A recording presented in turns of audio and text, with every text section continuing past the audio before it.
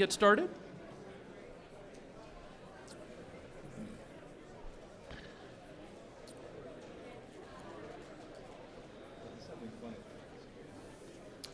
All right, everyone. This session, as you see, is titled Rethinking the U.S. National Security Apparatus. And the question is whether we're properly staffed and financed and structured to meet the various national security threats that confront us today. And I couldn't be more pleased to have one of our media partners as the moderator for this session in the person of Eric Schmitt. Eric is a senior writer for the New York Times who covers terrorism and national security issues generally. He's the co-author of a book called Counterstrike, The Untold Story of America's Secret Campaign Against Al-Qaeda. He's covered military and national security issues for more than 2 decades for the Times, and he's made a number of trips to key hotspots like Iraq and Afghanistan, Pakistan, and West Africa. Eric earned his bachelor's degree from Williams College and a Knight's Journalism Fellowship at Stanford. He's shared 2 Pulitzer Prizes. He's from the San Francisco Bay Area, and he's a member of the Council of Foreign Relations. With that, Eric Schmitt from the New York Times. Thank you. Well, thank you, Clark, and it's a great honor to be back at Aspen and back with this distinguished panel, and obviously looking at this question of restructuring or examining the structure of the national security apparatus, a narrow topic to be sure we can deal into. But I couldn't imagine a better panel here of distinguished experts to debate this and come up with some recommendations, all in 60 minutes, by the way, that we're going to do this today. A full bio for each of the panelists is in your packet, but just to quickly introduce to everybody on my immediate left, John McLaughlin, the former acting and deputy CIA director. He's now also a fellow at Johns Hopkins School of Advanced International Studies. Mike Leiter, former director of the National Counterterrorism Center. He's a senior official at Palantir now. We've got Mike Hayden, of course, who's the former director of the CIA, National Security Agency, who's now a principal at the Chertoff Group. And finally, Admiral, retired four-star admiral, and former head of the Special Operations Command, Eric Olson. John, I wanted to kind of start our discussion with you as we look at this incredible last couple of weeks. I think it's a good example of kind of looking at the challenges to this structure, as we've seen crises in not only in Iraq and Syria, which have been playing out over the last several months, but now coming to a head. You have the Malaysian airliner shoot down, underscoring tensions with the Russians, and of course the violence in Gaza right now.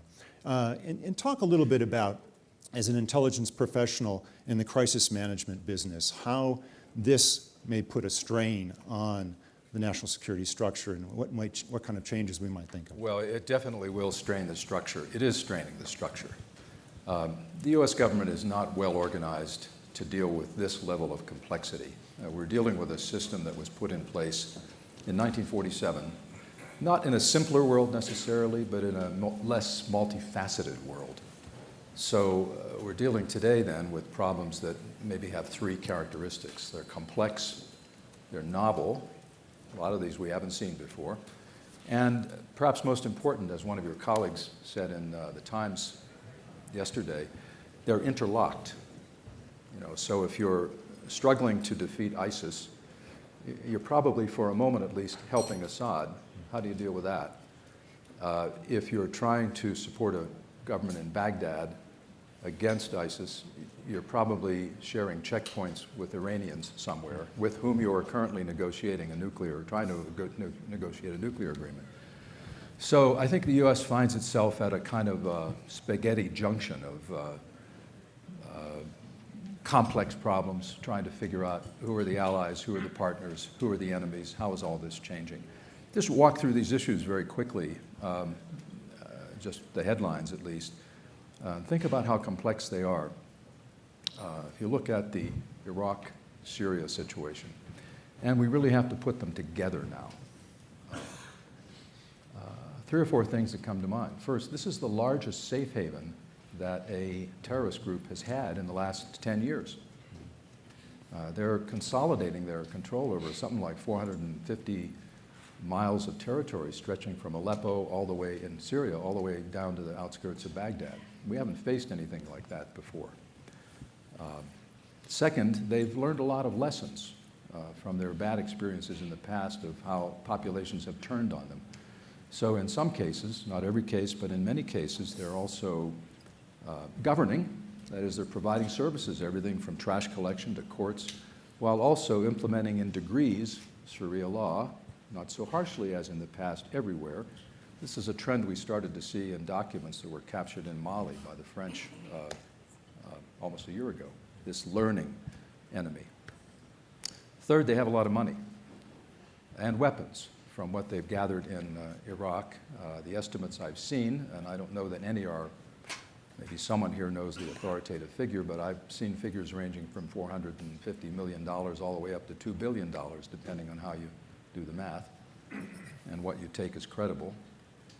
And finally, Syria and Iraq as problems are now mutually reinforcing. I mean, they're going back into Syria with recruits from Iraq, and they're drawing recruits now from around the world, meaning that we now have the largest foreign fighter population we've ever seen in a jihadist struggle. Approximately 3,000 is the figure I've seen, people with Western passports. Of those, maybe 100 are Americans. That's a whole, and John Pistol talked about that a little bit. So that's that problem. Think how novel and complex it is against the structure that we've had for all these years. Ukraine, I won't say a lot about. You're all following the daily news, but what strikes me about it is this. All of the focus we see in the media and elsewhere on the whodunit aspects of this tells me that we don't really know what to do. We haven't figured out what we really can do or how we can lead on this. What more do we need to know, I guess would be my question.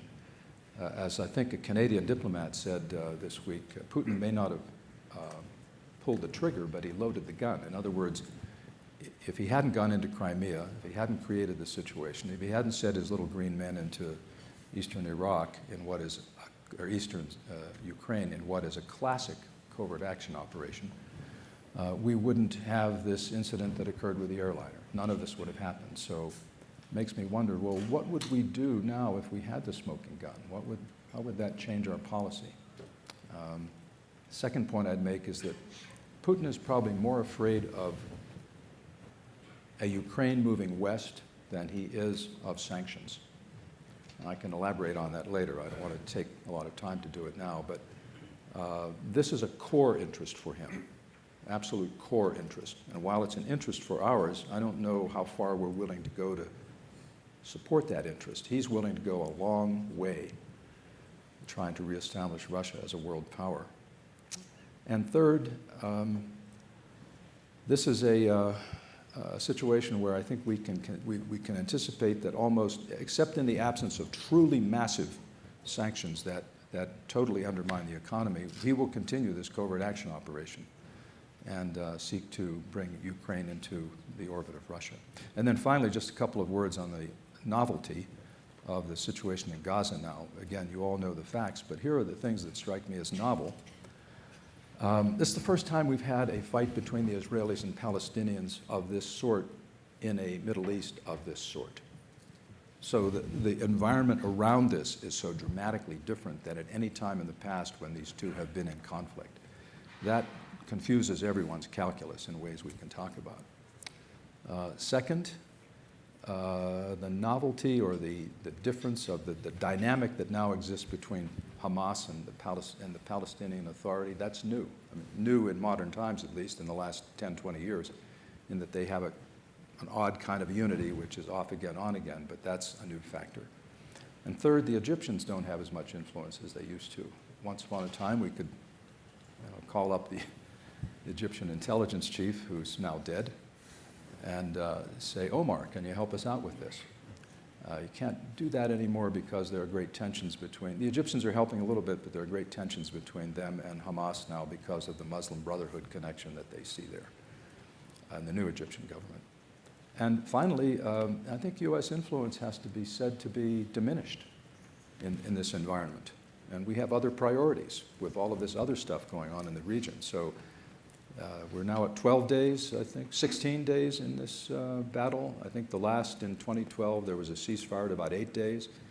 So we may get one, but it's not clear how it will end. Now, just to conclude, how does this mean for organizing the U.S. government?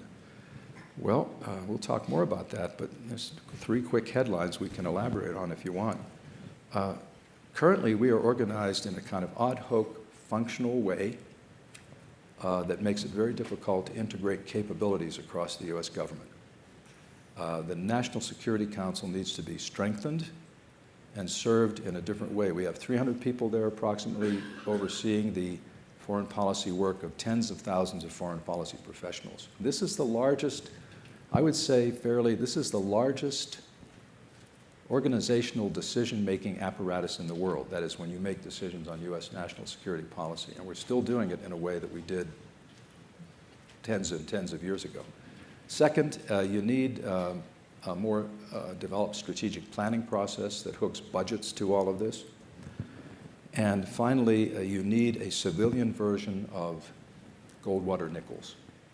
I can elaborate on that, but you need something that brings civilian national security professionals together in a way that helps them understand the capabilities and cultures of agencies across the U.S. government that deal with national security, not just the particular vertical world they live in, whether they're Defense Department civilians, CIA officers, State Department officers, or whatever.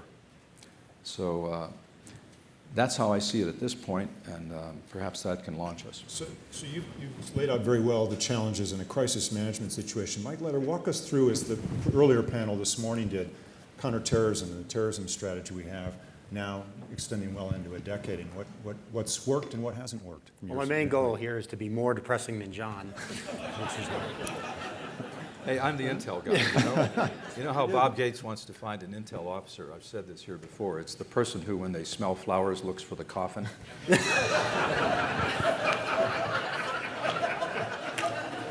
I'm basically a happy guy.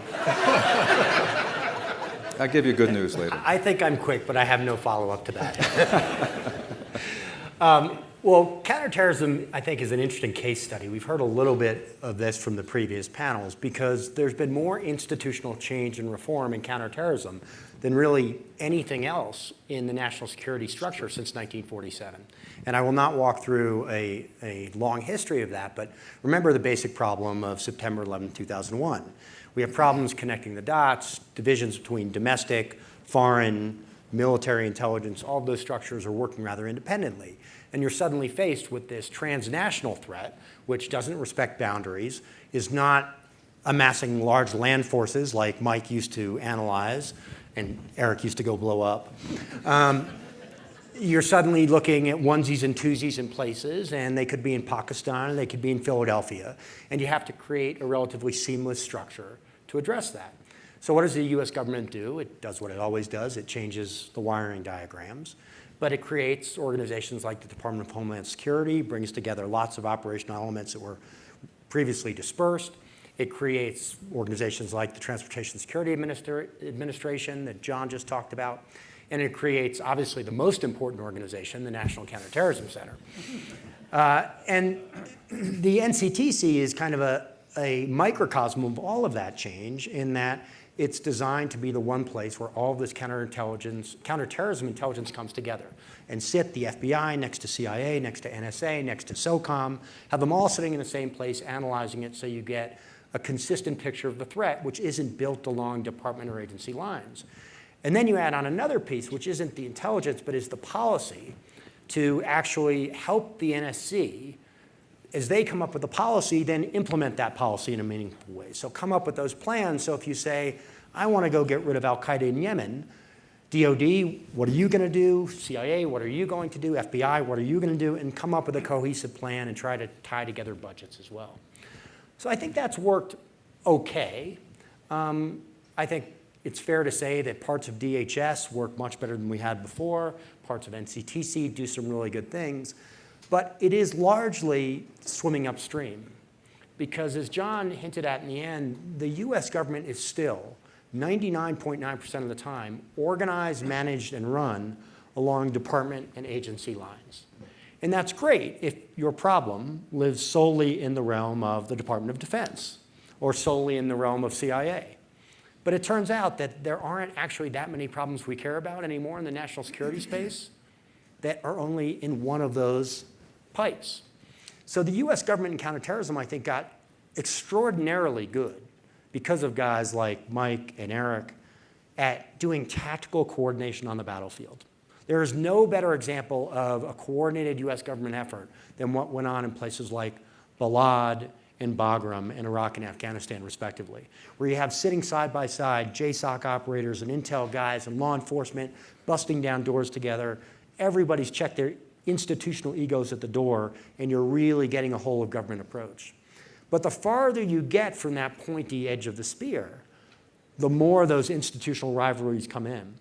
And if you get kind of the farthest from that pointy spear, what I think of as the programs, budgets, how you build this capability over years, we really have still an almost completely stovepiped US government national security structure. Army buys what it wants, Navy buys what it wants, CIA buys what it wants, and then when you hit the problem, everyone gets together and say, hey, do you have something that complements what I need to do? And if you do, great, and if you don't, that's how it works. So I think counterterrorism poses some good examples of where it's worked, some good examples of how it hasn't gone far enough. And I think as we look at cyber, I love John Carlin, but he scared me a little bit, even more so than John. I think we have to be really careful about taking the counterterrorism example and say, that worked great. Let's now do it in cyber. Because A, we haven't gotten all the way there in counterterrorism. We're still really fractured in a lot of ways. And B, cyber in many ways, and Mike can elaborate, is an even tougher challenge because it's even more transnational. It respects borders even less. It moves even more quickly. It involves the private sector even more so. And if we try to cut and paste the counterterrorism example into the cyber world, we'll do some things okay. But the pace of the threat and the way in which the threat morphs itself and works across department, agency, private sector, government lines, we will be, I think, easily outgunned by our various adversaries. Well, Mike, Hayden, pick up on that point. Do you buy that argument, first of all, from Mike Leiter? And why? And where are the dangers in going that direction? I'm the second intelligence officer in the batting order here. And not being confident I can make the problem worse than John, I'm going to make it bigger. All right? And we've pointed out a whole bunch of symptoms of what's going wrong in the world. And let's just assume one or two of those burn themselves out, or Bashar al-Assad kind of does his best impression of St. Francis of Assisi or something. And it's not just the specific problems. We have a fundamental structural question that is challenging us. And I go back to one of my old bosses, Brent Scowcroft. About 2 or 3 years ago, Brent wrote an article for the Atlantic Council. He said, when I was doing my thing, all the pieces on the board I fretted about were nation states, and I moved them around by using what we now call hard power, kind of masses of men and metal. And what Brent pointed out in the article is neither of those sentences are as true as they were. The only pieces I care about are nation states, and the only really effective tool is hard power. And he gets a little philosophical, saying, I did my thing at the height for Ford and the back end, 41, of the industrial age. And the industrial age trended to strengthen nation states. You just go back to our own history. Nation states are required to build the infrastructure required for industrialization. I use a flippant line that I'm still old enough to remember when making a phone call was so complicated, we could entrust it only to a government or a government-controlled monopoly. Remember? And now in the post-industrial world, that's the last thing we would want to have happen. What Brent points out in this new era of connectivity, of which the web is a part, but not the only part, globalization, supply chains, and so on, we have pushed power down. We have empowered individuals and groups below the nation state to actually do things that were rarely done at that level before. Again, being overly flip, I'm old enough to remember have to get in the car, drive to a building, and talk to a human being to get my money. And none of us do that anymore. Well, all those good things that this has brought us bad things. And it's pushed the power to do evil down into sub-state actors and, as Mike suggested, even individual actors. Again, I'm old enough to remember not losing any sleep over a religious fanatic in a cave in the Hindu Kush. But we lose a lot of sleep over those kinds of people today. And so what we have, and John alluded to it already, is a national security structure hardwired in 1947. Created CIA, the Air Force, DOD, the Joint Chiefs of Staff, hardwired to defend us against malevolent state power. And if you look at what we have been going through over the last 13 years in terms of arguing with ourselves, it's taking that structure to deal with malevolent state power and bending it over this way to deal with vectors coming from non-state actors. Terrorism, transnational crime, traffickers of all sorts, and the cyber domain. And it's been really prickly. It's been prickly operationally, we've already talked about that. But it's also prickly at an ethical and policy level. Sorry, that's obscure. Let me be concrete. Both presidents said we're at war with al-Qaeda. What do you do in a war? You kill the enemy. What do you do over here? Unmanned aerial vehicles, targeted killing, outside of internationally agreed theaters of conflict. Oh, different. In a war, capture the enemy. What's it look like over here? Looks like a rarely used naval base on the southeastern tip of Cuba. In a war, intercept the enemy's communications. You know, Bletchley Park, Purple, Enigma, Midway. What's it look like over here? Everything you've read about from Edward Snowden for the last 13 months. So we're in a mighty struggle, not just operationally, which we've referred to here, but in terms of political legitimacy of taking our national security structure, optimized for this, and doing that. One additional thing. In addition to all that external stuff changing, we're in the information age and all that, you've changed. When Snowden blew the whistle on the 215 program, that's the metadata stuff, the phone bills up at Fort Meade. I got to tell you, people at the fort thought they were cruising smooth. All right? This thing had been authorized by 2 presidents, had been legislated by Congress, been reauthorized by bipartisan majorities in both chambers, and was overseen by the federal court system. You know, they checked the history books and constitutional law and said 3 separate equal branches of government, intentionally competitive, all went check, check, check. And once that was made public, an awful lot of the American citizenry, and not just the ones with tinfoil on their heads, an awful lot of the American citizenry said, well, that was consent of the governors. It wasn't consent of the governed. Yeah, you told them, but you didn't tell me. So as we do this beyond operations, we get legitimacy to defend ourselves over here. Not only are the questions new, the process by which we will arrive at the answer is also new. Eric, you're a Navy SEAL, a special operator trained to think outside the box. You've written a provocative article. It'll be published soon. Tell us a little bit about what you and your co-authors have kind of argued to try and address some of these problems moving forward. Thanks, Eric. First, let me say I'm pleased to share the platform with these 3 upon whom organizations that I served depended so heavily for so long and who were served so magnificently by each of these 3 guys, as with Mike Vickers and Juan Zarate and others who were in the room. And I'll admit that although I studiously avoided any contact with you for at least a couple of decades, I hold you in high regard. And I'm very Now you tell me. very pleased to be with you today. And I can't make it worse than John did or bigger than Mike did, but maybe just add a level of complexity to it, which is that there's not just a set of emerging actors that we need to deal with, but a set of emerging factors that we need to deal with. It's not all about the terrorists and the enemy and the cyber criminals and cyber attackers, but a whole new set of factors that governs how the world works and how people and nations behave. And there's such benign factors as population growth and urbanization and moving to the coastlines and climate change and rapid technological growth and criminalization and patronization as a form of corruption, as non-state actors and surrogate actors who become really important in people's lives and affect how they begin to think about how they live, who they are, and what's important to them. And so what this drives is a requirement for our interagency capability to think more broadly about the world and interact at many different levels and in many different ways than they have a history of doing.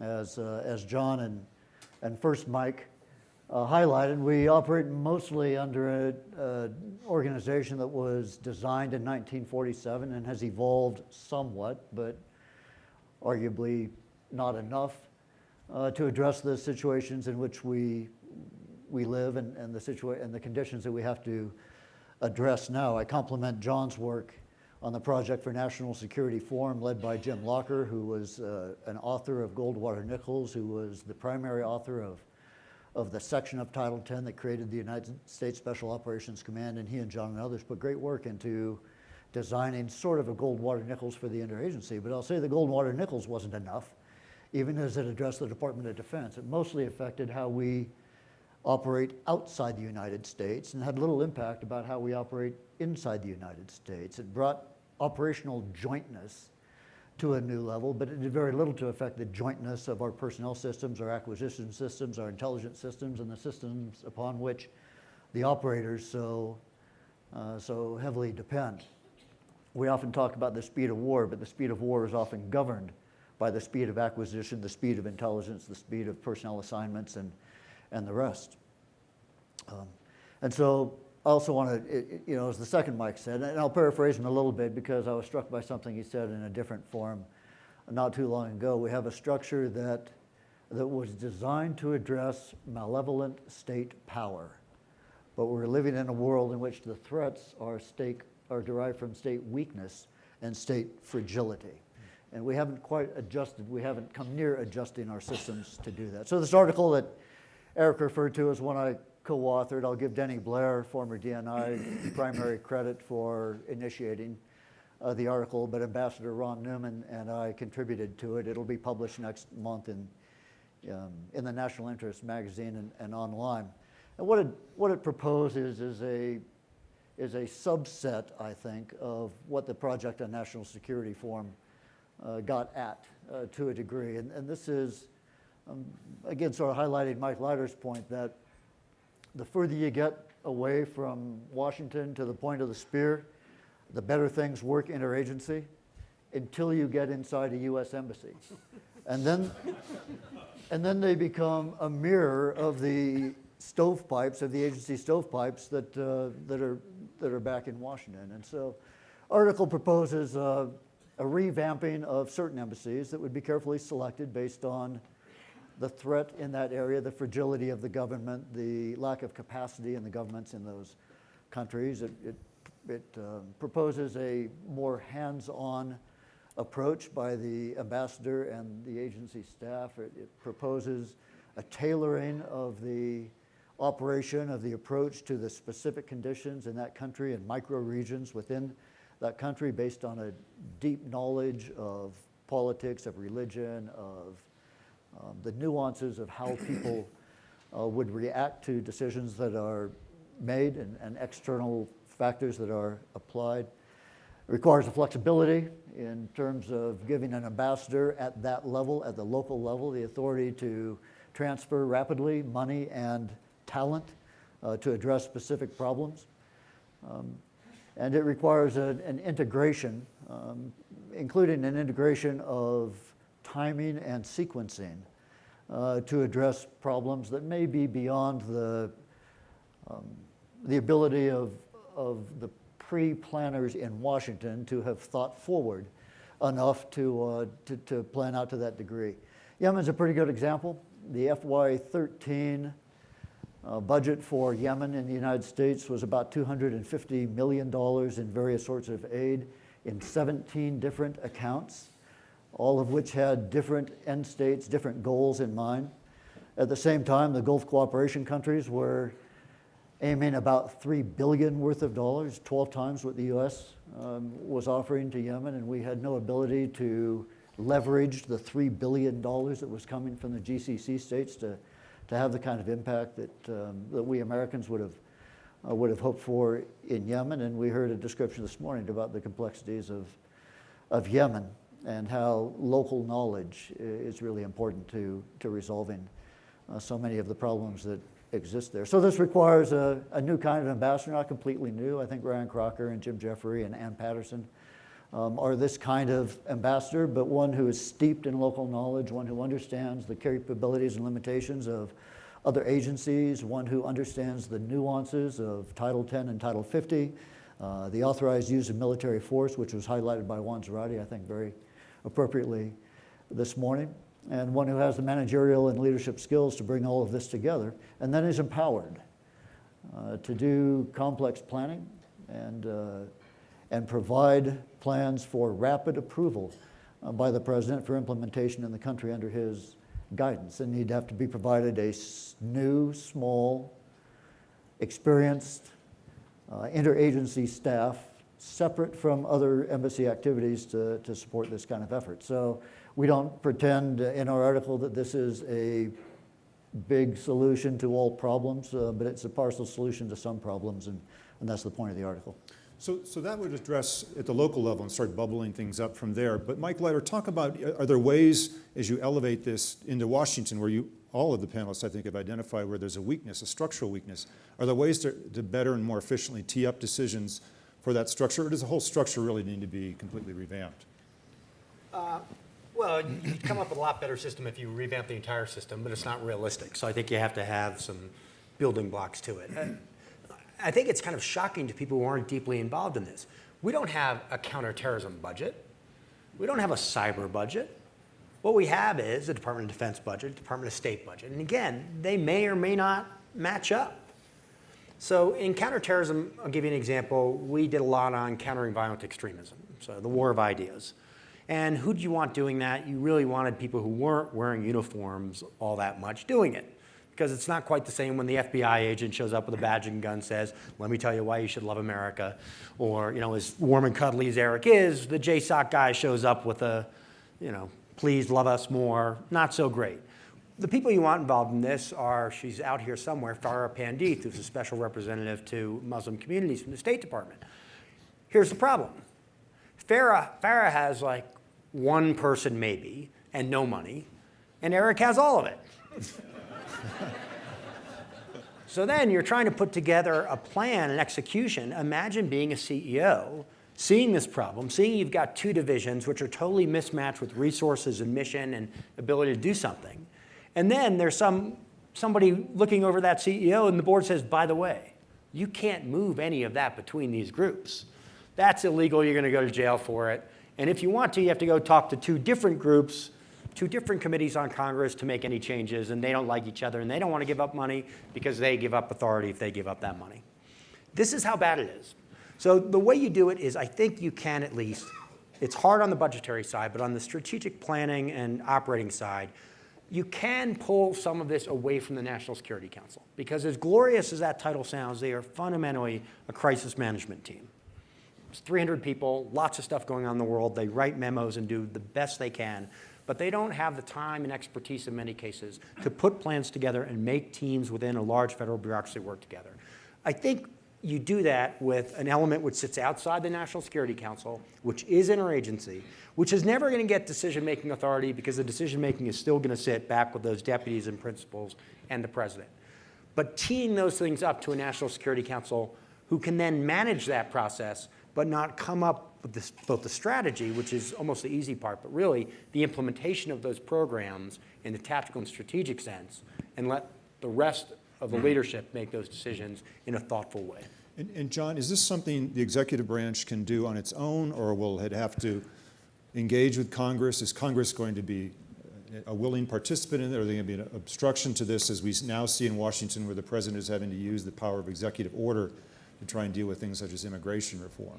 I think to make fundamental change, you need legislative change, but there's a lot that the executive branch can do on its own. Part of this is just organizing how you do your business. Although major changes like the National Counterterrorism Center were embedded in legislation, in the 2004 legislation. Let me say a word about that, though, because first, this can get awfully wonky, but what's at stake here, I think, is American power and influence in the world. I mean, this is a time when we need maximum agility, the ability to make decisions quickly and wisely at a time when information is flowing very rapidly, and when, to give one example, the Chinese have rebuilt their airport 3 times in the amount of time it's taken us to figure out how to put a rail line from downtown Washington to Dulles Airport. So, you know, it's not a world that waits for lengthy, complicated decision processes.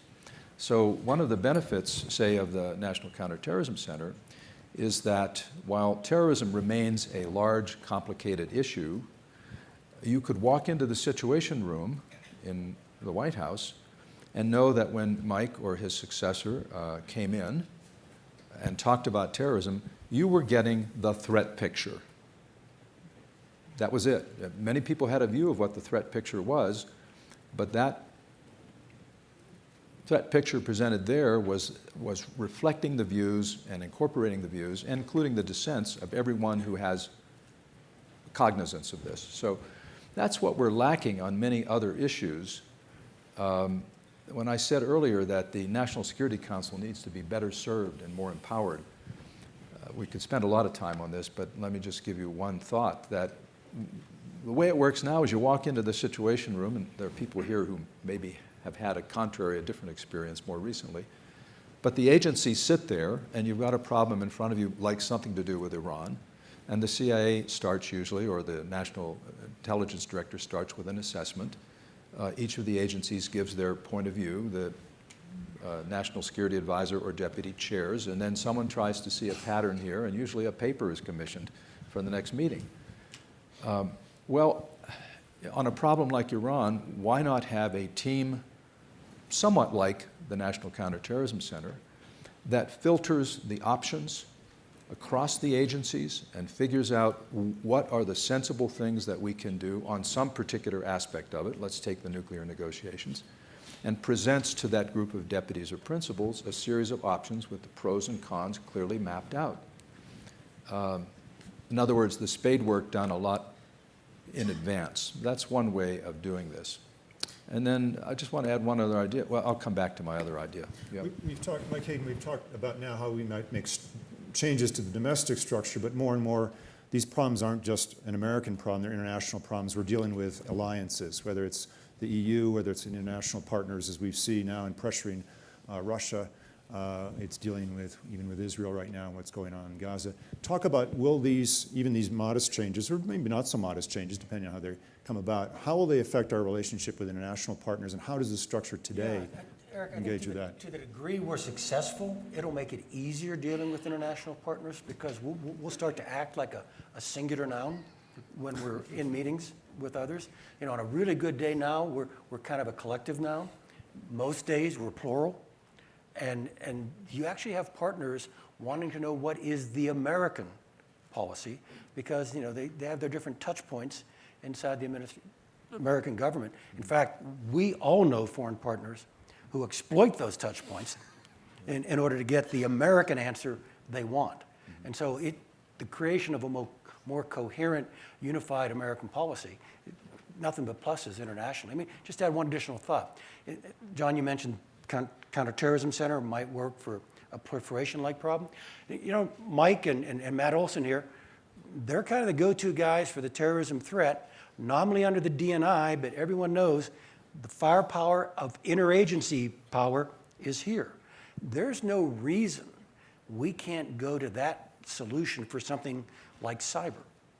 All right, this is somebody nominally under the Secretary of Homeland Security, but fundamentally it's a permanent interagency activity with all the right people there, so that when you ask that person the question on cyber this or cyber that, the answer is as authoritative as Mike or Matt's answer is on counterterrorism. I realize that doesn't solve world hunger, doesn't restructure the American government, but I think it gets a lot of the benefits that Eric's talking about on some of the hottest issues. Good.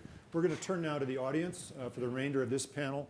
If you have questions, please stand, identify yourself and your organization, and please questions, no statements.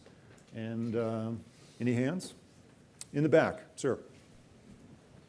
Just wait for the microphone if you would, please.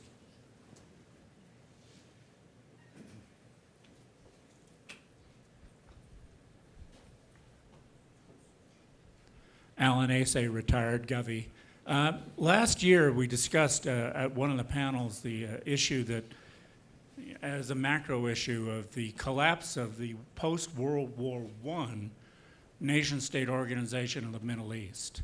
That has gotten worse in the years since then, with partial collapse of the Iraqi government and the rise of ISIS. What I'm hearing is that we are really not organized to deal with macro problems like that. We've focused on some of the, what would you call them, secondary aspects, like the rise of terror. I know that John has worked on this. I'm encouraged that Admiral Olson has done that as well. But what are we looking like in terms of trying to create an organization that would deal with something like reversing something like that or modifying it? I mean, in terms of dealing with something like that, we are less capable of dealing with it than, say, 19th century states were capable of dealing with the Congress of Berlin. Eric, you want to take a crack at that? More than anything.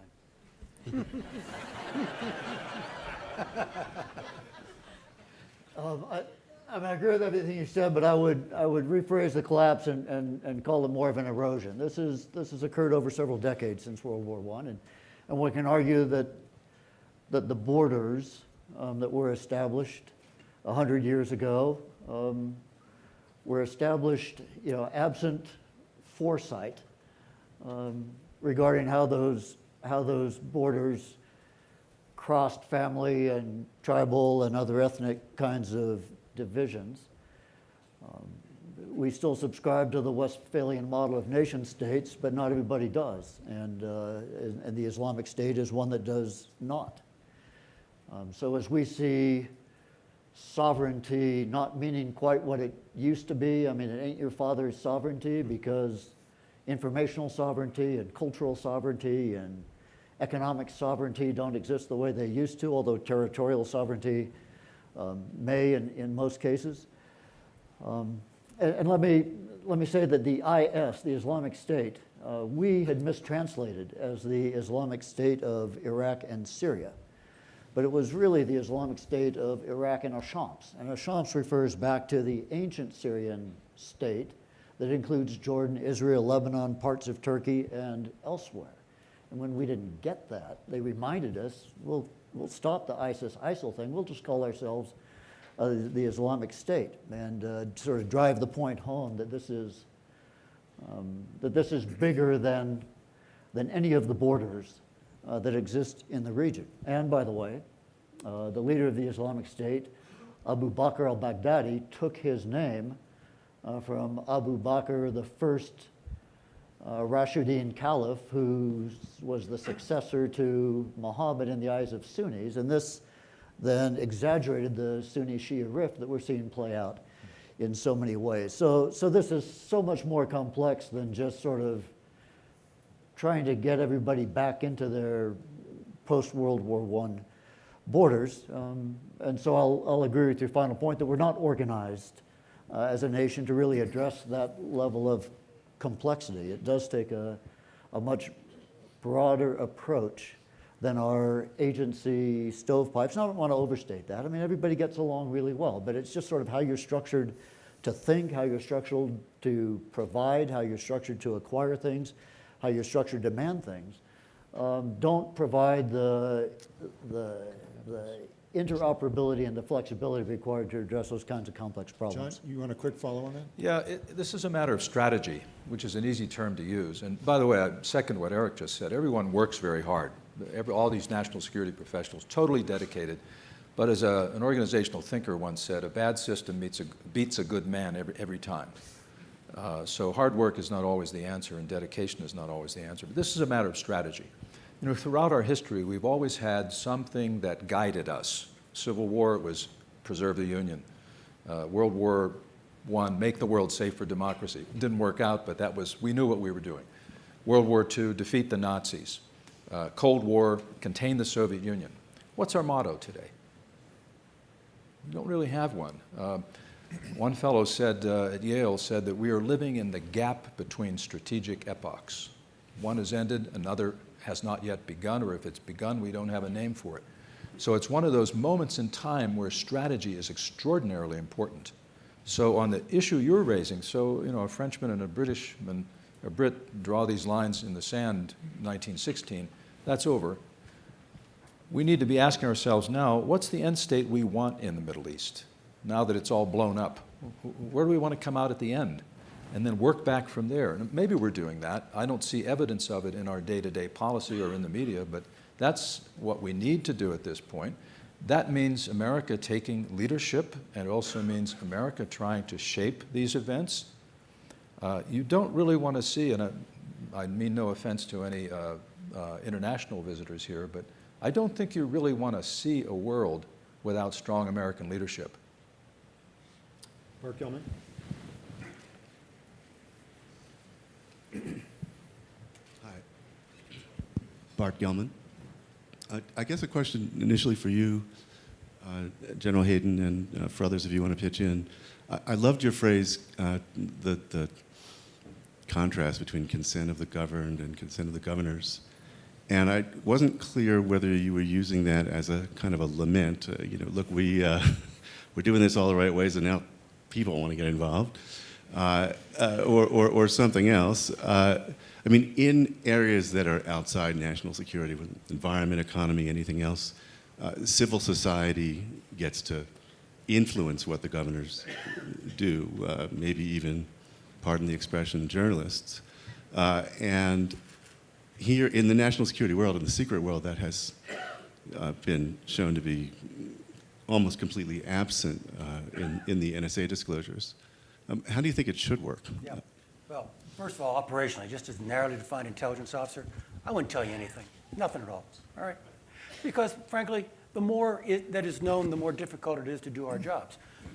But look, we always knew we weren't just intelligence officers. We were intelligence officers for a democracy. And you don't get to do anything in democracy without the broad consent of the governed.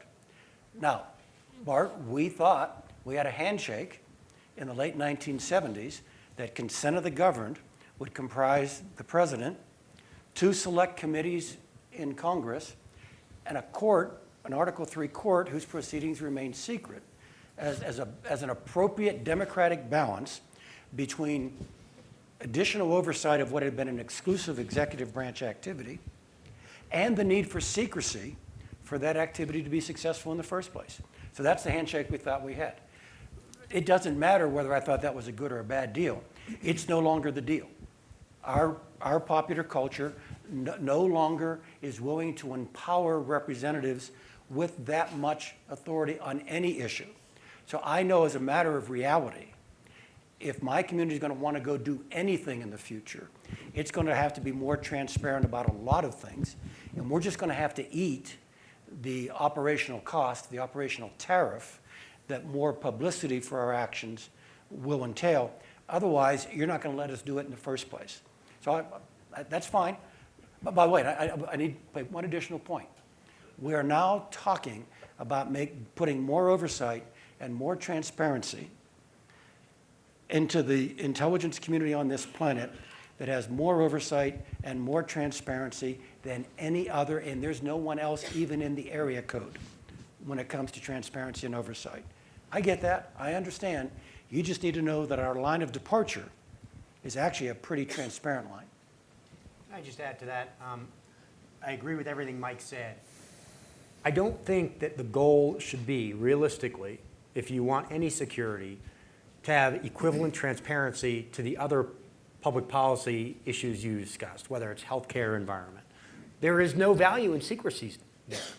In the security intelligence world, there is some value. Now, how much there is, that's certainly a topic for debate. But transparency shouldn't be the goal in my view. Translucency should be. And those of you who are physicists know, translucency is allowing light to come through, allowing to see shapes, contours, understand the bounds of programs, but not seeing with granularity the detail of how these programs are executed and done. We might also think about whether it's wise to be tinkering too much with our surveillance system at a moment when, as I said in the opening comments, we have the largest number of Western passport holders in the terrorist world that we've ever had. Might want to think about that. In the back.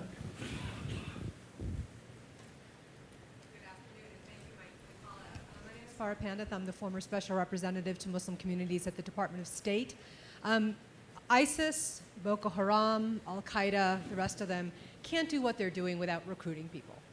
My fundamental question, because I agree with what you said, Mike, in terms of us swimming upstream and not being organized for this ideological battle that we've been waging since 9/11, do you all think that we can win the ideological fight? I think theoretically yes, and practically no. I think we've proven ourselves very poor. That is not to take away from people at DHS and FBI. Ralph Bolter here from Target, who did outstanding outreach to the Somali American community. It's not that we can't have points of excellence. But as a general matter, the US government is very, very poor at talking to Muslim communities. It has proven itself poor at really harnessing resources and putting them in this fight as opposed to putting them in more lethal tools. So I think theoretically we should be able to. We certainly did it in the Cold War. We created institutions in the Cold War to do this that we haven't and we've resisted creating now. So until we make some of these institutional changes, I don't think with the current boxes we have drawn on the board that we can do this effectively. I just pivot off of what Mike said, and not getting too over theological here. We did do it in the Cold War, but fundamentally that was an internal argument within Western European, North American culture. Whatever else you want to say about communism, it's written by a German in London. It is part of the Western intellectual tradition. And so if somebody with my background says, that's wrong, I actually have some authenticity in doing that. And despite how heterogeneous our country is, it's really hard for us to then say, I want to talk to you about the Hadith. I think you're getting this part wrong over here. It almost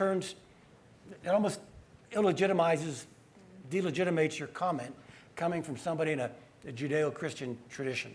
And so because it was hard, Mike's right, we didn't do much. But this is so important, though, because to win against an extremist movement like this, you've got to do three things. You've got to destroy the leadership.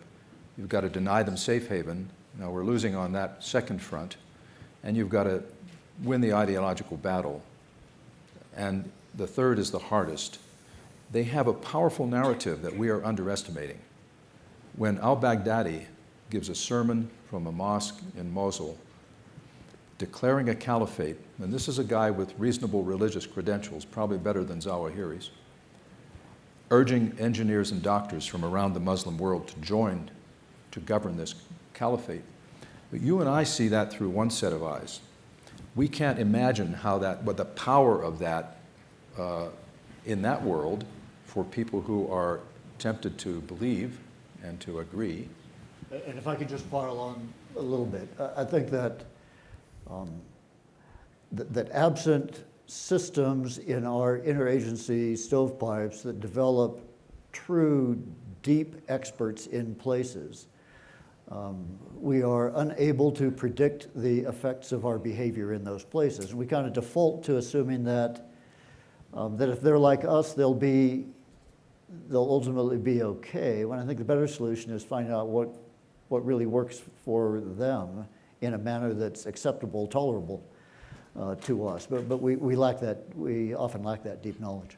Just very quickly, that last comment about Westphalia doesn't mean anything to them, and it means everything to us. Yeah. Our organizing thing is a nation state. That's not true. I want to get one last question. If we could just take one more back over here, please.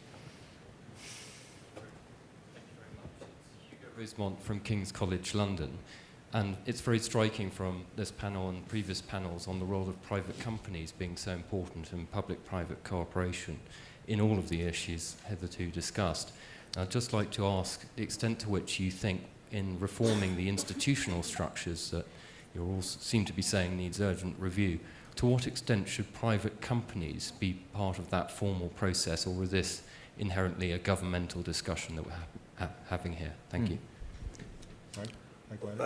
I think on the cyber front, I mean, terrorism, you need this. It's been built up. I think both FBI and DHS have done a pretty good job of building this, and they built it in an analog way. Here's some intelligence, and because you're not moving at 1,000 miles an hour in terrorism every day in the US, it works. Cyber, it doesn't. It's moving at the speed of light.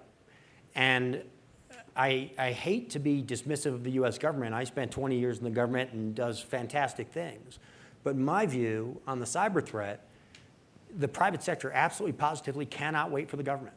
The private sector should lead. The private sector should lead sector coalitions. The private sector should develop the information sharing mechanisms. Government can help set some standards. Government can do some other good things. But if the cyber threat, if the private sector waits for the government to move on this, then it is far too late. Private sector should set the standards and then force government to adjust to what they need rather than the other way around. Just use a phrase we use in military operations orders. You have a support TED command and support DING commands so that you know what's the main body and everyone else tucks in behind to support the main body. I am now convinced, after 40 years in government and 5 years not, that the main body in the cyber domain is the private sector, and that the government needs to conform its movements to the movements of the main body to enable it and unleash it to do things that I don't think either of us expect the government is going to ever be able to do. You know, I should make clear, none of us, we all love working in the U.S. government. We Really. all love not working in the US government. But at the end of the day, nothing beats working in a building that flies the U.S. flag. I mean, that's absolutely the best. But I think there's a role for private industry in any kind of restructuring we do, in thinking it through, because frankly, when you look, one of the things we did in the Project for National Security Reform is we compared how industry makes decisions to how the government makes decisions. Now, I know you can confuse that by saying, well, we don't have a bottom line, they do. But it comes down to things like rapid decision-making, flat structures, delegation of authority, and things like that, that we are not, an integration of capabilities and building teams and working across organizational lines. That's where private industry has something to contribute to any government restructuring operation. And thinking of my old field and Mike's, well, we wouldn't have satellites without private industry. You know, or Eric's, we wouldn't have some of those sophisticated weapon systems without private industry. So this will never be USA Inc., you know, it won't be that. But we're at a moment where, what's the major revolution of our times? Technology. It's the miniaturization of circuitry, things like that. That's not something the government does. Most of the technology we gain that is truly brilliant these days in my old business comes not from giving someone a couple $100 million and saying, go build something. It comes from some entrepreneur who has an idea and migrates it. But Mike Hayden's point, the supporting elements can only conform to the main body if there is a main body. And part of the problem now is coalescing, that the private sector is not coalesced to take that lead, to be the body around which the government can serve in a supporting role. And we all know that there is we're in fear of a cyber Pearl Harbor. And absent one, we're not motivated as a society to take the dramatic action it will take to solve some of our cybersecurity issues. But the reality is that we are under cyber attack in so many ways at such a high level every day that ought to be motivating, but it's just not there. I want to thank the panel and thank you all for your attention. I think lunch is ready.